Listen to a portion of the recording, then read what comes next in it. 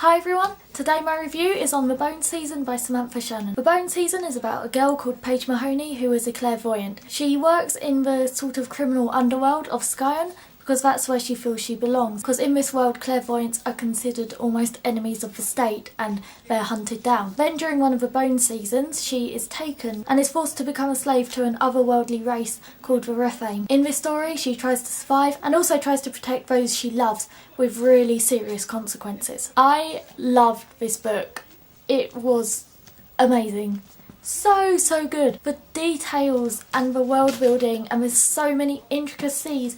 Samantha Shannon did such a good job with building things up. Now, I didn't realise until the end of the book, but at the back there is a glossary, if I can find it, and it's got all the words that are kind of made up. I didn't know this. I think it might have been easier to read if I did know that this was at the back, but I didn't, so just in case you're reading this book and you're a bit stuck, if you are, there's a glossary at the back of all the keywords, so just flick to the back if you want and you can find a definition. It took me a while to get into the book because there is so much intricacy and so much world building and all these things that Samantha Shannon made up, so it takes a while to actually learn about them and remember the definitions of all these words.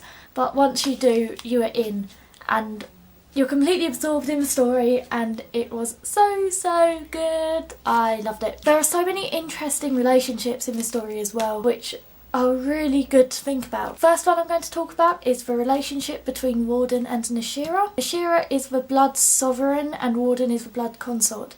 I might have got that wrong way around. If I have, please correct me, but I'm pretty sure that's right. In these sorts of relationships, kind of husband and wifey relationships, in books they're normally think the same and kind of have the same ideals, but this relationship is threatening to the point of being scary. You have no idea what Nashira is going to do next. In the beginning you think Warden's kind of on the same page as her because they're together, but the more you go through the book, the more you realise that that's not exactly the case, and it's such a different dynamic between these two compared to other books where there's been that close of a relationship. It was just so fascinating to learn about it. Also to kind of think, in what ways is this working?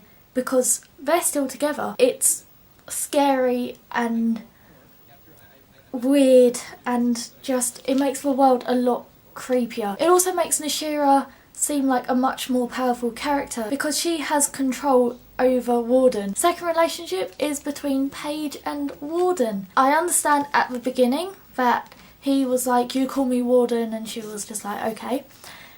But then throughout the book, even when the relationship develops, she still calls him Warden. Now for me, that's a very psychological thing to think about. You'd think as characters get closer, they start saying, okay, call me by my actual name, but no, that doesn't happen. She still calls him Warden, she still calls him the title that he gives her, and for me, it was a very weird relationship. It was a really good relationship to read about, don't get me wrong, but it wasn't the typical lovey-dovey relationship. I know he isn't really that evil, but still, I think it's the whole fact that she was still calling him Warden, which just makes the relationship a bit weird to me, but fascinating at the same time. I thought just the plot was so well developed. The fight scene at the end just, oh my god, I was biting my fingernails off. I just wanted to know what was going to happen. I wanted everything to be okay. One character I didn't like was Seb.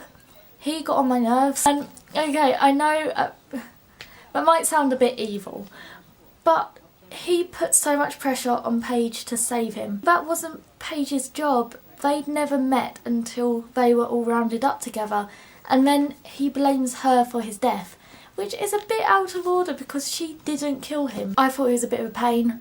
I'm not gonna lie, I didn't like him. This is the first book in a series. I think there's going to be 7 books. I cannot wait for the next book to come out. It's going to be amazing. I also like the fact that this book kind of dismisses the whole love triangle thing as well. It's been done so many times, and okay, there is a little bit of a love triangle. At the same time, the 2 guys that Paige really likes kind of appear at different moments in her life. They don't really cross too much, so it's not exactly a love triangle, it's more of a love wonky line So overall, I will give The Bone Season 4 out of 5 stars. I really enjoyed it. It did live up to the hype. I thought the beginning was quite slow just because, like I said, of all the world building, it just takes a while to learn everything about the world and what's happening and all the definitions of the words. But then once you've got that, you're writing completely absorbed in the story, and it's really a great story. So that was my review on The Bone Season by Samantha Shannon. If you've read it, please let me know what you think in the comments thing below. I hope you enjoyed that, and I'll see you all next time. Bye!